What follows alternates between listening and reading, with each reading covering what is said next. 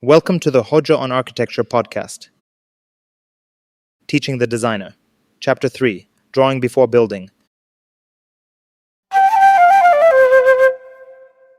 In the previous chapter, we explored how workshops functioned as some of humanity's earliest learning environments. We examined how apprentices acquired knowledge through observation, participation, repetition, and practical engagement. The workshop demonstrated that design education was originally inseparable from making. Learning occurred through direct interaction with materials, tools, and real projects.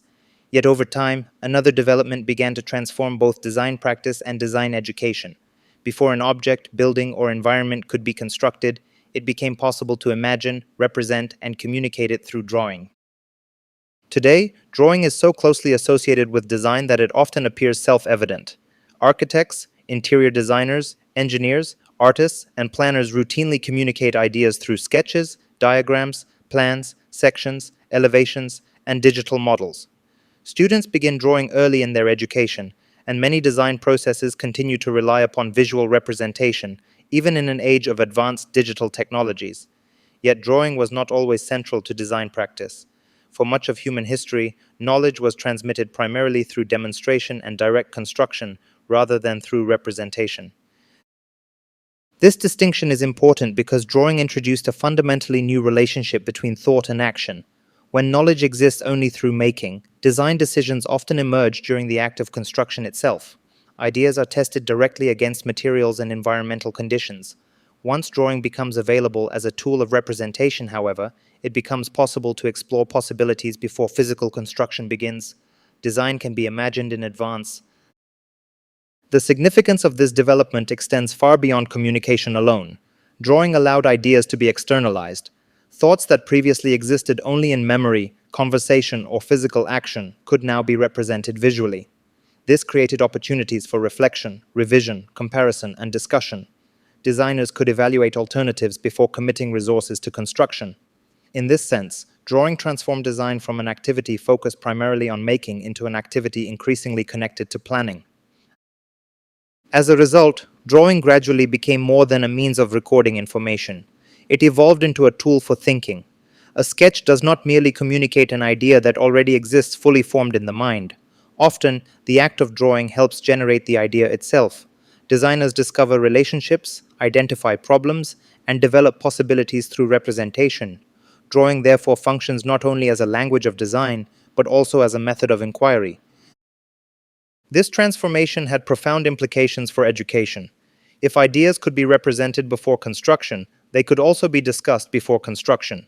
Learning no longer depended exclusively on direct participation in making. Students could examine drawings, analyze precedents, compare alternatives, and engage with projects that existed only as representations. Design knowledge became increasingly transferable across time and space. A drawing could travel where a building could not. It could be copied, studied, preserved, and shared between individuals separated by geography or generations. This dramatically expanded the circulation of knowledge.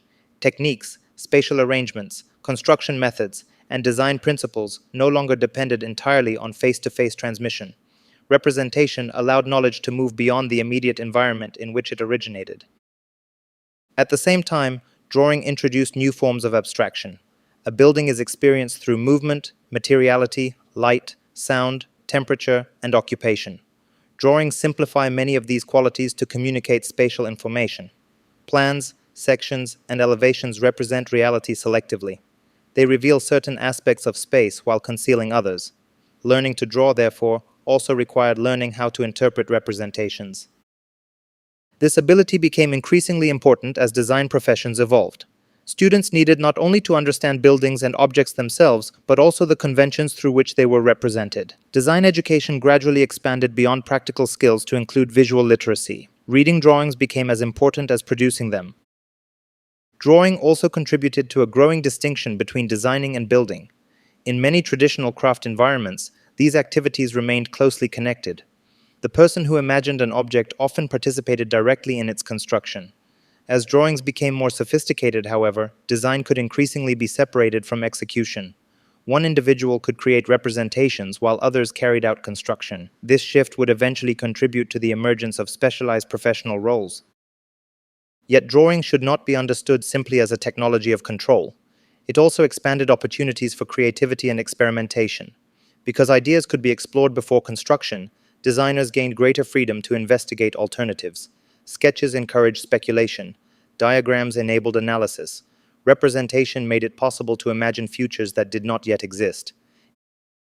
Educationally, this created new possibilities for learning. Students could engage with hypothetical projects rather than only real commissions. They could test ideas without immediate material consequences. Mistakes could become opportunities for reflection rather than costly failures. Drawing therefore supported a more exploratory approach to design education. This development also altered relationships between teacher and learner.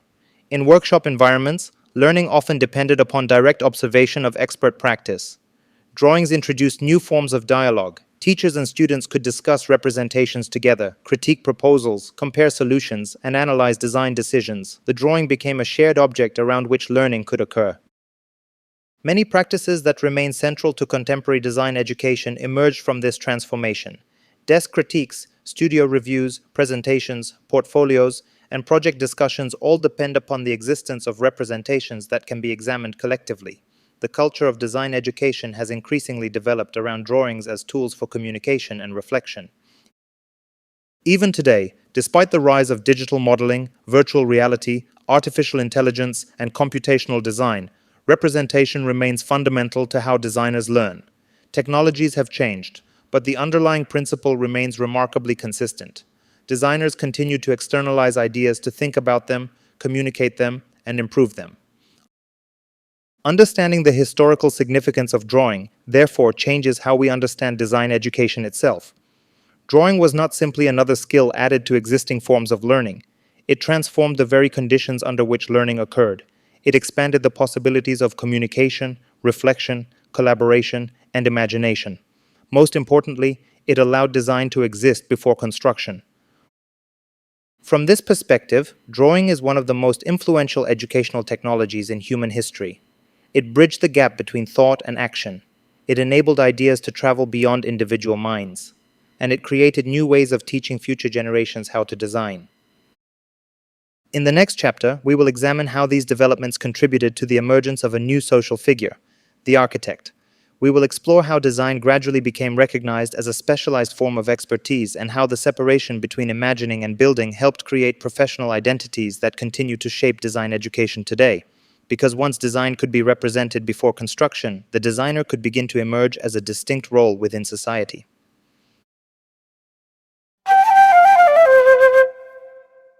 This concludes Chapter 3 of Teaching the Designer, Drawing Before Building.